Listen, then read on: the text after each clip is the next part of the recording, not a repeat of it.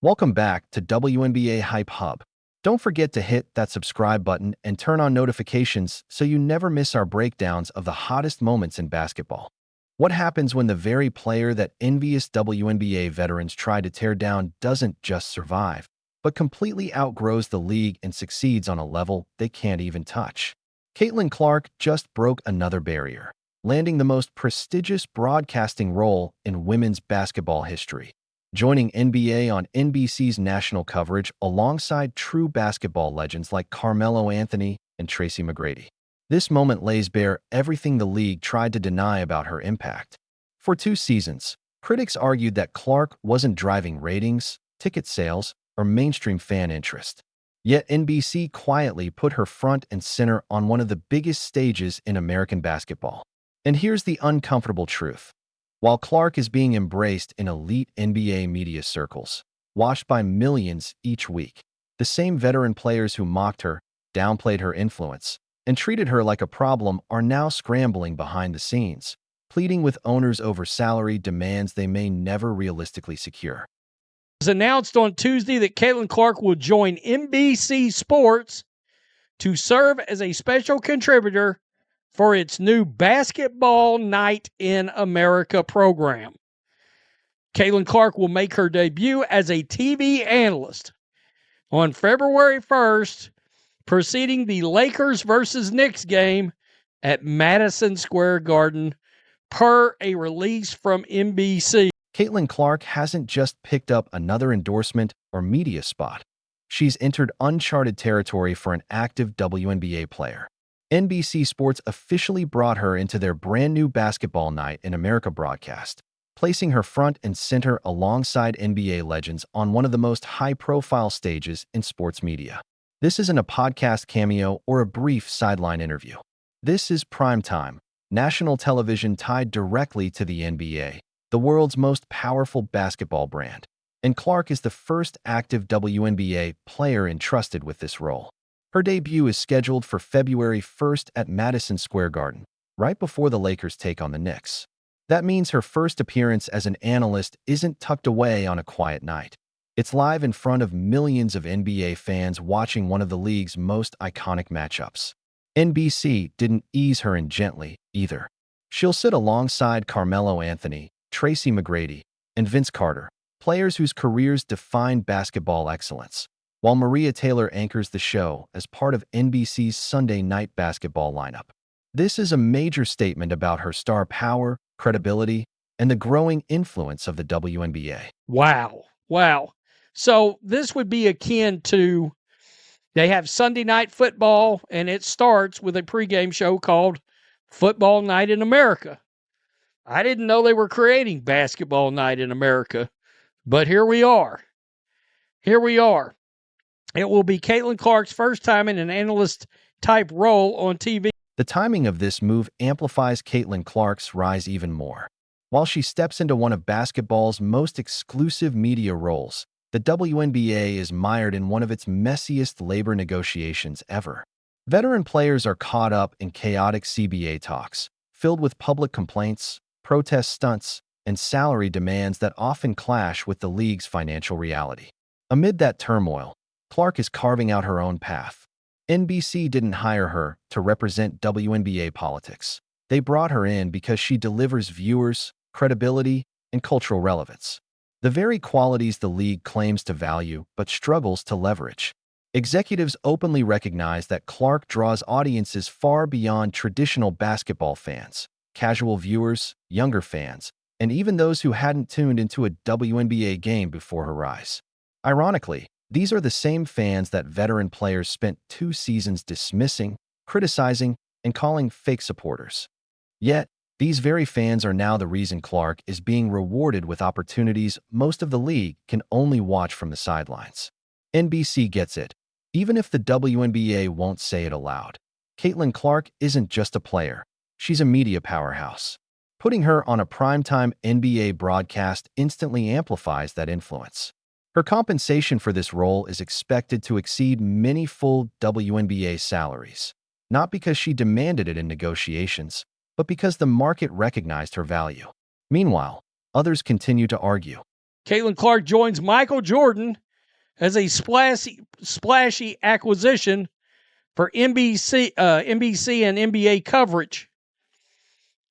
Despite his limited role, simply having Jordan as part of the coverage created buzz. NBC is surely hoping Caitlin Clark's involvement will do the same. Of course, Caitlin Clark is expected to offer unique insights in assuming the analyst role for the first time, and her basketball IQ cannot be questioned. So the transition will be a seamless one for the Indiana Fever's star point. This moment completely dismantles the narrative veteran players spent years trying to protect. For 2 straight seasons, they insisted Caitlin Clark wasn't the reason behind the league's sudden spike in attention, ratings, and revenue. Yet now, the biggest media partners in sports are acting as if the answer was obvious all along. NBC didn't need a committee, a union vote, or league approval to acknowledge what fans already knew. Clark moves the needle in ways no one else currently can. And that reality is making a lot of people uncomfortable.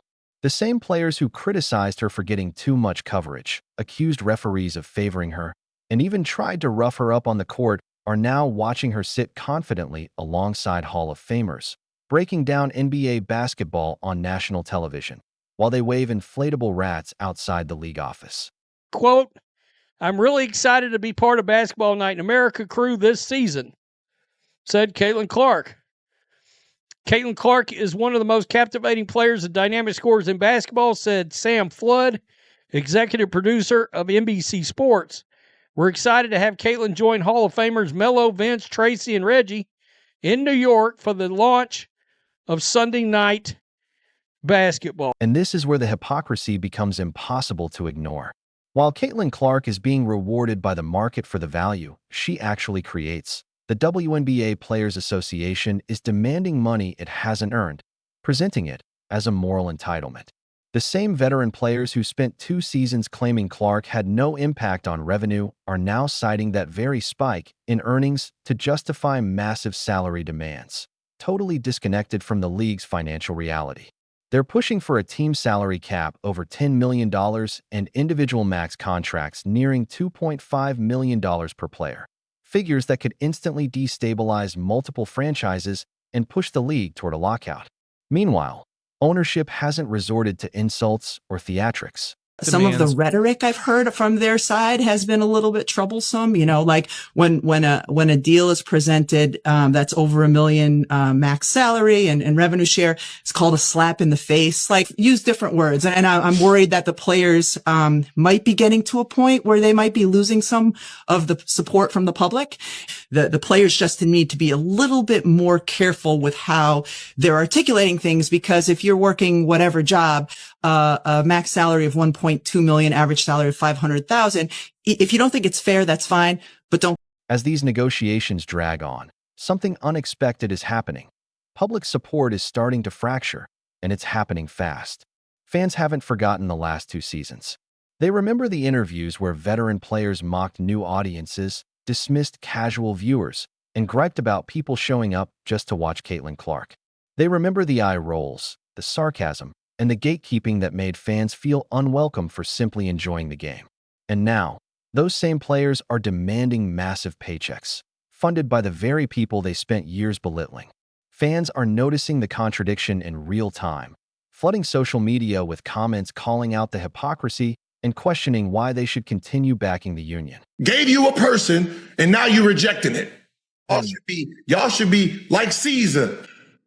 I appreciate you, Caitlin. Thank you. I can eat a little bit better. She got paid this. She get a signature shoe. Hey, I'm a 2-time MVP. I'm a champion. The fact that there's this much animosity about the person that's feeding you. And I'm going to say it just like she's feeding y'all. Yes. Doors that y'all didn't do. So to be honest, shut up. Because y'all couldn't do it. Just accept it and benefit.